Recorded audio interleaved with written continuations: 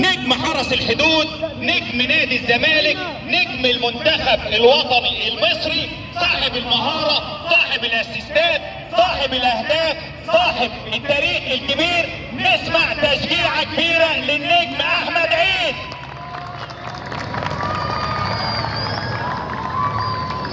كرة القدم واحدة من اسمى معاني الحياة، يمارسها رجالا ونساء، شبابا واطفال، تلعب بالعقدام وبالراس، وفي بعض المواقف باليد، ولكن مسموحة فقط للحراس.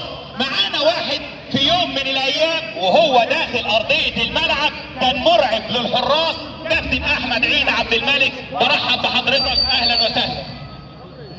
ماشي بقى، خدني جنبك مايك.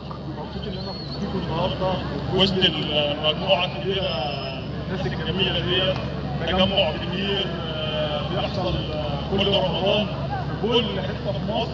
نتمنى ان الناس كلها تعمل الحاجات الحلوه ديت، وشرفنا ان احنا نبقى موجودين في وسط الناس. شرفنا ان احنا نبقى موجودين في وسط الناس. كوكبه كبيره من نجوم منتخب مصر موجوده طبعا في وسط اهلنا وحبايبنا.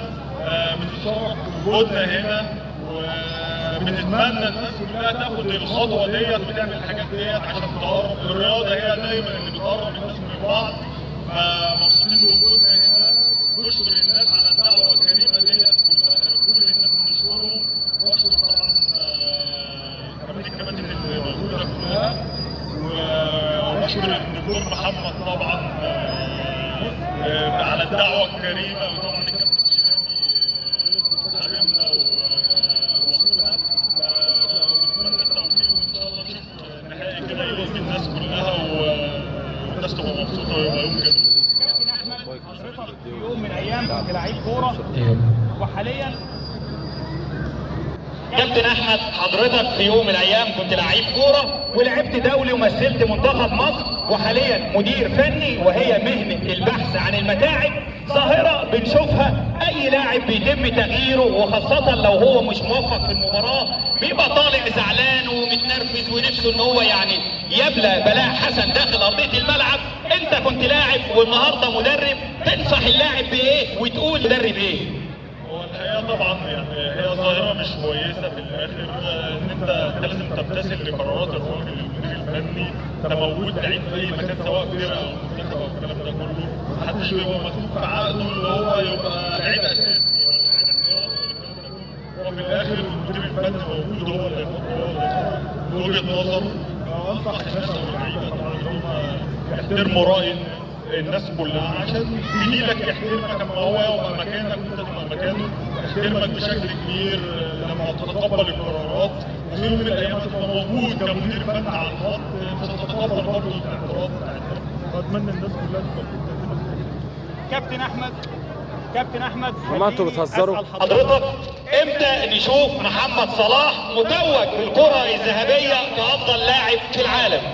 ان شاء الله باذن الله تبقى السنه دي بعد فوزه بالدوري الانجليزي، وان شاء الله ساعد منتخب مصر بالصعود لكاس العالم.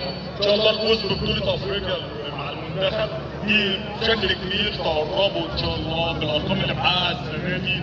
وجاي في السكه كمان السنين الجايه مرموش، ونفسنا نبقى نشوف مصطفى محمد وابراهيم عادل يطلع، والناس كلها الصغيره تبقى موجوده، محمد عبد المنعم، الناس كلها اللي بتمثلنا. عايزين نشوف عدد كبير كده، كبير جدا. النهارده بنشوف المغرب عندهم نجوم كبيره جدا في حوالين العالم، عندهم حوالي 500 محترف، طبيعي يوصلوا للمستوى ده. احنا عايزين الحته دي ان شاء الله، ان شاء الله يتوج السنه دي محمد صلاح. كابتن احمد، مش هنطر على حضرتك، عارفين مش هنتعبك معانا. حضرتك كنت لعيب كبير ومدرب كبير، مدرب نادي الزمالك في قطاع الناشئين، والمدير الفني السابق لغزل المحله، فرقه كبيره من فرق الجماهيريه لكره القدم المصريه. حضرتك اتخذت نقطه مهمه جدا جدا. عندنا ابراهيم عادل وعندنا مصطفى محمد وعندنا مرموش، دول كانوا ناشئين وطالعين من قطاع الناشئين. كلمتك لمدربي قطاع الناشئين في كل الانديه المصريه يا كابتن احمد. هو الحقيقه دي ظاهره غريبه علينا الفتره اللي فاتت شويه، المواهب قلت بشكل كبير.